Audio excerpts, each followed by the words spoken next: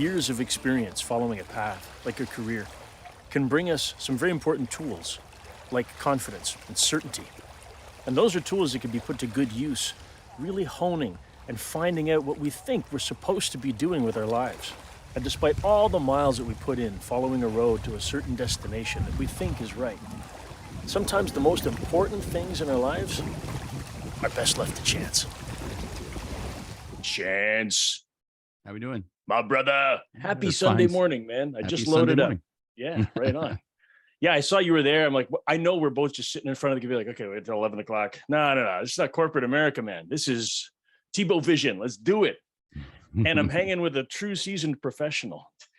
Chance, I got to start off. First of all, thank you for making time today. I appreciate you, man. And there's so much stuff that we're going to have the opportunity to talk about, because as soon as day one, stumbled on your stream, met you somehow, I don't know where it was that first time, like, oh my God, look at that.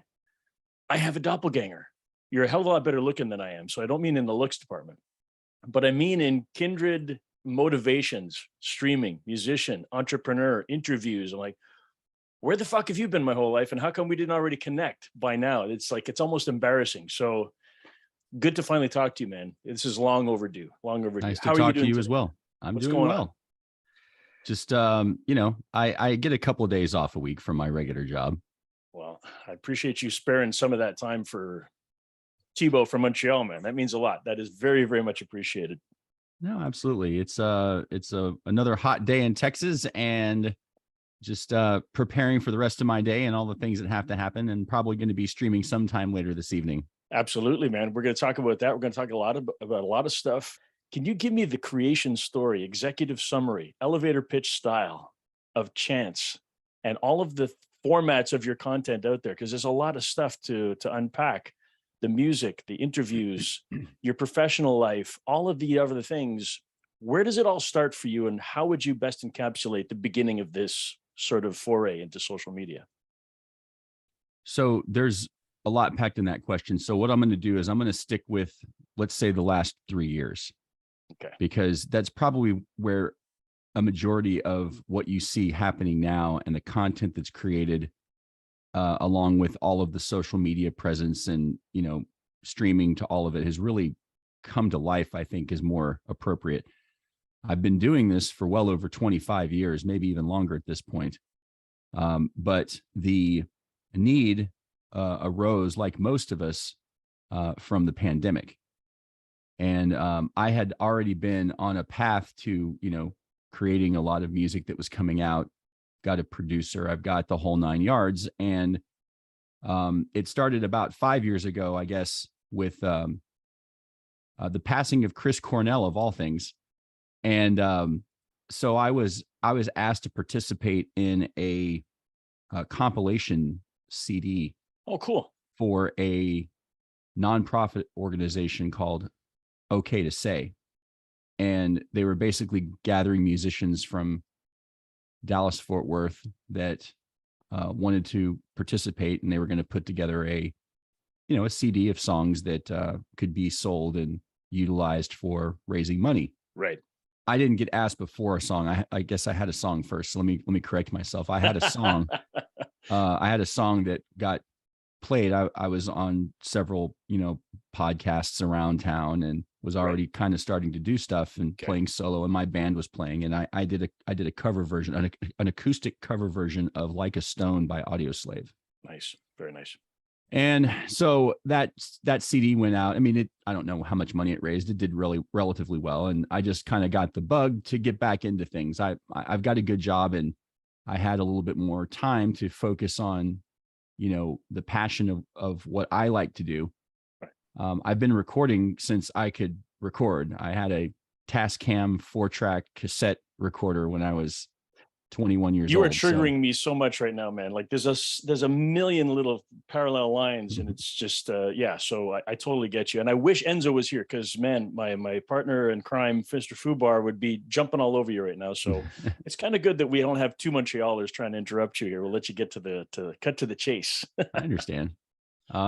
But so fast forward a little bit to 2019, I suppose. Yeah. I had recorded a song earlier in the year because I had lost a very close friend of mine, and I had a song that just like it hit me. It was one of those ones, you get the one every once in a while. It takes about 4 minutes to write. Yeah. And I liked it. It was good. It wasn't, look, I've written a lot of songs in my life, and I know which ones are turds and which ones are good. And this was a good song, and I just didn't know how I wanted to capture it yet. And so I sat on it for a little bit, but I finally sent it to my producer and said, hey, I want to do this song right. And then I even, after we got it recorded and had the whole session, I even sat on it for another 6 months before I even released it, because I wasn't 100% sure that I wanted to put it out there. It was very personal to me. Yeah. So I decided to go ahead and do it. When I did, I had the release date, everything set, all of the streams, all of the things for February 27th of 2020. And Wow. I had just gotten back from a business trip. Yeah. And we had been hearing things, and even on that business trip in the middle of February, it's like, hey, be careful at airports. All the things were happening. I was like, okay, no one knew what we were dealing with. Yeah. And I got back and I was like, okay, well, so much for that. Right. And how crazy is that? I didn't lose any time from work. I was very lucky. I'm afforded the kind of job that allows me to work from home sometimes. Nice. And I was able to spend, a few weeks, probably about a month, working my way through what we were going to do. Right. Well, in that time, I mean, it was easy for me to do my work during the day, shut the computer off, and then, I'm ready to go. Like, what Switch am I doing? over, man. It's all right there behind you, ready to go. Boom. Yeah. Well, not all of it was behind me at the time. As a matter of fact, it was me and an iPhone. And I started live streaming on Facebook. If I laugh a little too exuberantly, by the way, and I'm sorry to interrupt, it's just because there's so many things that you're saying, and that we could have the same book. Like, we're writing the same. Hold on, your chapter. No, we got to put different pictures, man, because this is like the same freaking chapter 6 is the same. Yeah. No, crazy. I think there's a lot of similarities between me and other musicians, as including yourself. I mean, the interview process that you're talking about, that you're doing, and how you want to do it, the short interview style, I've been doing that for a couple of years already. I know, and I see that, and I admire that so much. And I think it's so important that we actually talk about these things. The story may seem familiar to other creatives, starting at the top of COVID and capitalizing on a whole bunch of experience, decades of experience, right? And this age group that we're talking about, this category of people who appreciate classic rock, and I've seen your set list, and there's a lot of similarities there. Can you tell me, and this is why, because I want to change directions here. I want to maybe try and get you out of your comfort zone. Can you tell me a little bit about where you think that air of confidence comes from? It might delve back into something prior to your career. I don't know. That's what I'd like to learn about you. I'm very curious about that. Yeah, it's actually really simple. It's an air of confidence because I have to keep it quelled. I am naturally an A-type personality. I have, for the better part of my life, been considered by a lot of people arrogant. Sometimes I was not expecting that. Sometimes, really? Well, okay. I'll tell you the backstory just real quick. But wait a second, I'm taking numbers. Who the fuck's calling you arrogant? And give me some addresses, because we're egging on Halloween, man. That's not all right. That's not all right. Well, I mean, listen, business dictates personality sometimes, and I don't feel like that I'm that way anymore. I think that I have captured something which is even more powerful than confidence, and that's humility. And for me, it took me years in the wrong business and the wrong leadership styles, being taught the wrong things, to realize that the power of what you do all comes from helping others. And for me, I find that I don't do a lot of this necessarily for me. Of course, I love to do it and whatever, but the appreciation that I have comes with, I don't expect anything back. And as long as I have that, and I know that I'm being helpful, even if it's just to one person, then it gives me a lot of pride, and it gives me a lot of happiness, a lot of fulfillment in what I do. That song I told you about didn't get released to a wide cast of people at first. It took a while to build, and it eventually did fairly well. I mean, in regards to streaming. But I had one person one time send me a direct message on Instagram and said, I heard your song and it touched my life.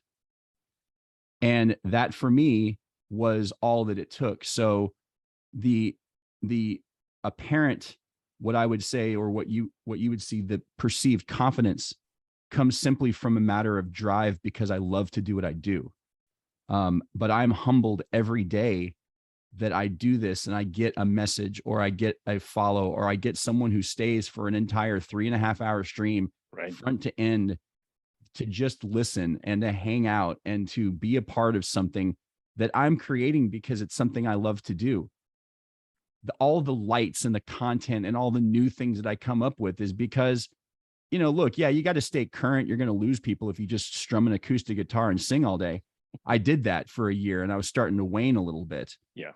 But at the end of the day, I was like, hey, let's be creative. Let's make it interactive. Let's make it a community. Let's make it fun and all of those things. Yeah. And the byproduct of the perceived confidence, I suppose, is that I'm driven. I recently had a conversation with someone who wanted me to help them.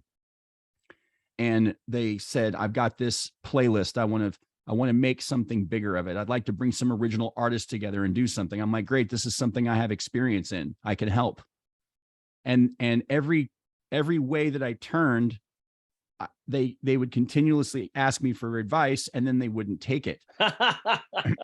And it was a bit of a frustrating process, but I kept telling myself, okay, you're being helpful in whatever it is that they need. So just continue to do what you're doing. Yeah. So I left it alone, and I really didn't get into any semantics about what they were doing right or wrong. I just said, take the information and use it if you want.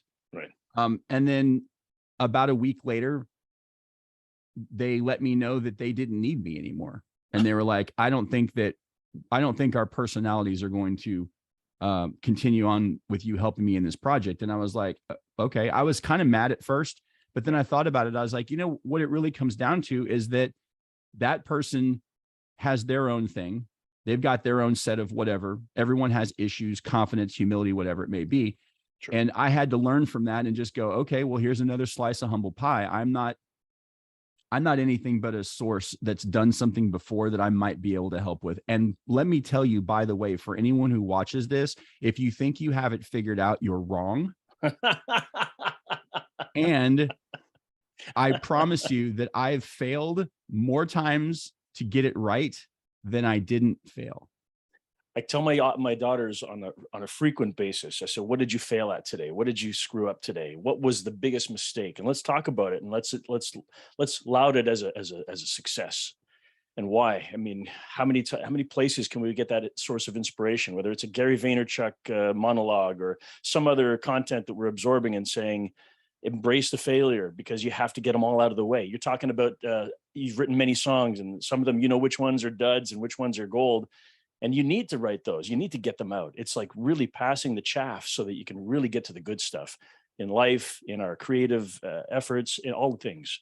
Your experience is one of the greatest assets that I find that I can relate to in reading in between the lines, when I'm absorbing your content, when I'm watching your streams, when I'm finding your VODs, and I'm saying, this is a dude that I get. And I'm not the only one that feels that way. And I feel as a content creator that I'm trying to be as honest as possible every single day, so that I'm not coming across as, here's what I think people want me to be, right? And so that honesty, that genuine appeal that speaks to some people and not to others. I got to tell you this, I'm sorry, I don't want to take the whole time, but Fubar and I, we always give each other advice that we know the other is going to throw away. He'll tell me, Tebow, you got to do this on this song. You got to record it this way and whatever. And I literally tell him, perfect, thank you. And it's akin to saying, I know what he wants, I'm going to do the exact opposite. And we thrive off of that. It's kind of the thing that we use to work together and get our projects to a better state. When we get the chance to start doing that, and I hope that'll happen for us, because Chance, I want to collaborate with you.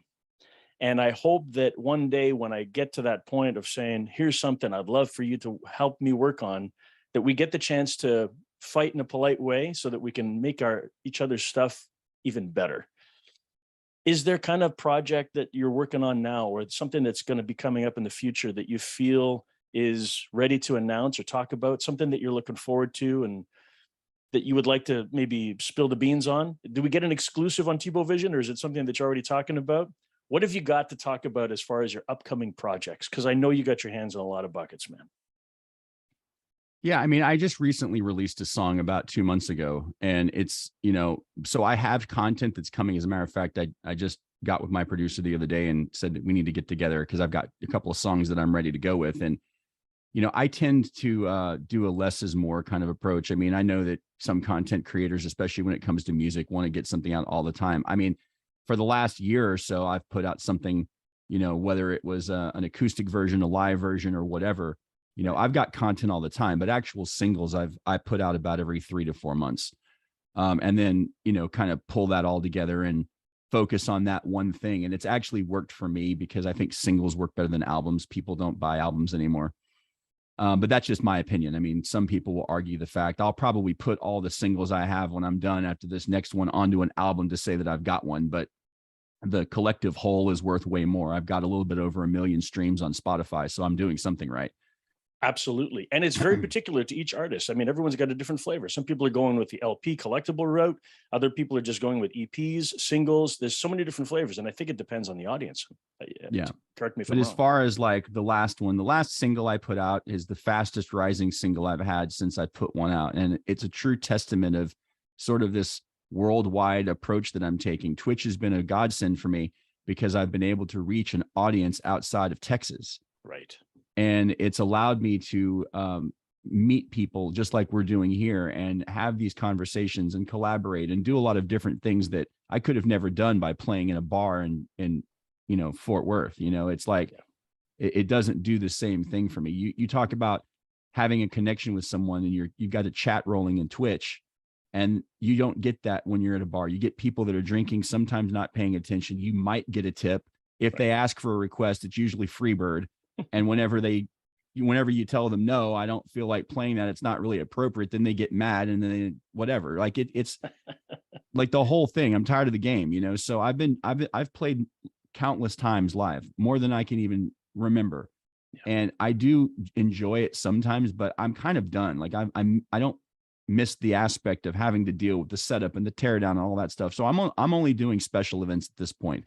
If it's something where I'm going to play somewhere, or I'm going to go to a different city and play with another musician, or if I'm going to set up an original playlist, I'll do that. Yeah. As far as to answer your question with music that's coming out, I do have 2 projects that I'm working on right now. And they'll be coming out soon. I mean, it's not that I can't tell you. One, I'm not going to say because my audience would know what it is. I'm actually remaking a very popular song that I play on stream. It's an original tune that I put out many years ago, but I wasn't like 100% satisfied with the final product because I recorded it so long ago. Okay.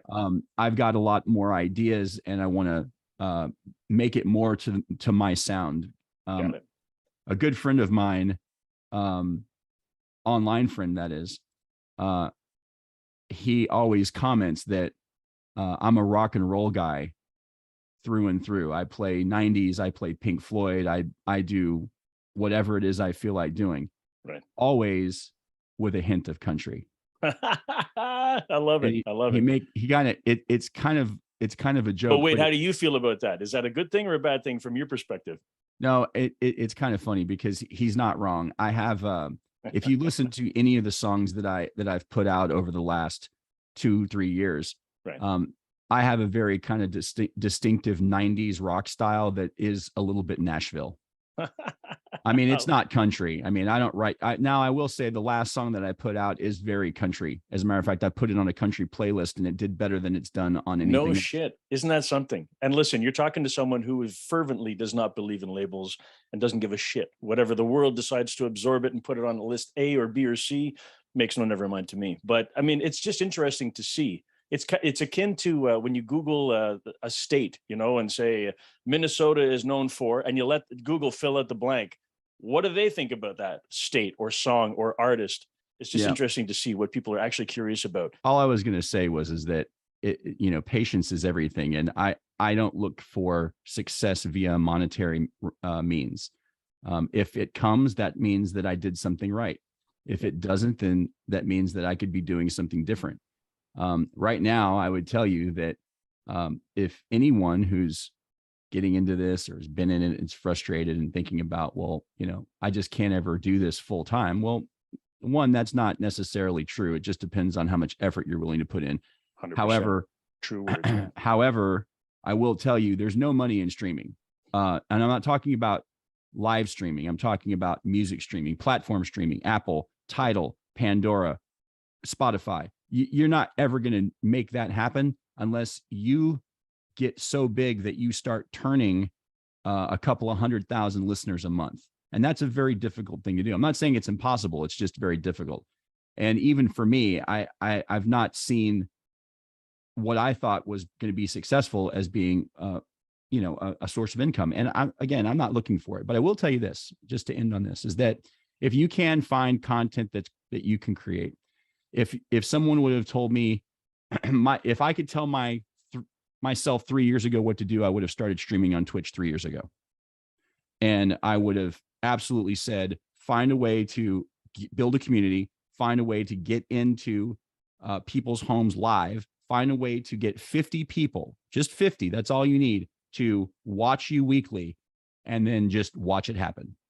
Because that's what's happening for me now. And I'm very blessed to have the opportunity to be able to say that it's good for me. I'm not going to turn it into a full-time career. I have a great job. I just want to be very clear about that. I love doing what I do. And I spend a lot of time at work to provide for my family and do the things that I need to do. But I spend an equal amount of time doing this. And this is not just a passing fancy. And this is not just I just need something to do on Wednesdays and Sundays. No, this is something that I love to do, like everyone else has something they love to do. It is not a hobby. It's not a passing fancy. It's not something that I'm going to get bored of in the next 3 years. It's something that is built in to me. That's why we go back. If you want to wrap it all up, we talk about humility. We talk about what I think is successful for me is that I'm driven to do it because I love it. It shows. It definitely shows, and continued success in all that you're doing, man. But again, this is not a one-off, and it might be a little bit different than the typical format that others are used to, in so much as that the Tebovision short format interviews are really just about conversations with friends. Help me out here. Tell me where people can find you and support you and learn more about you online. Where do you want to send people? It's easy. musicbychance.com. Let's get you there, folks. Follow Chance on his stream. If you're new to Twitch, if you're watching this and you're following a couple of VOD links from YouTube and you're like, what the hell are these two guys from different parts of North America talking about? Be sure to jump on Twitch. Don't be scared. Don't be afraid. And go and follow Music by Chance, and you will not be disappointed. You're going to see someone who is killing it every single day, a couple of times a week, if not more, streaming on the regular, playing music that you are absolutely going to freaking love. And Chance, I'm going to invite you to join me in a future call. I don't know when. That sounds great. I appreciate the time. Thank you for being on the show, Chance. I appreciate you, brother. Be talking to you soon. All right. Take care. Ciao. Now I can see the dusty road, and everything has become clear.